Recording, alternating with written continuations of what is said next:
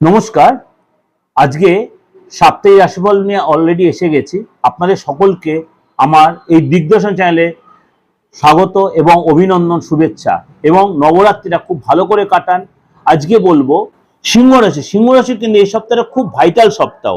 অবশ্যই আপনাকে এই সপ্তাহে খুব বুঝে শুনে লোকের সাথে কথা বলতে হবে।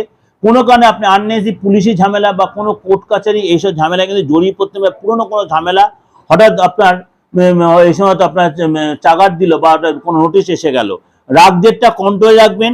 এবং এই সময় ব্লাড প্রেশার বা সুগার এই সময় আপনার একটু বাড়তে পারে।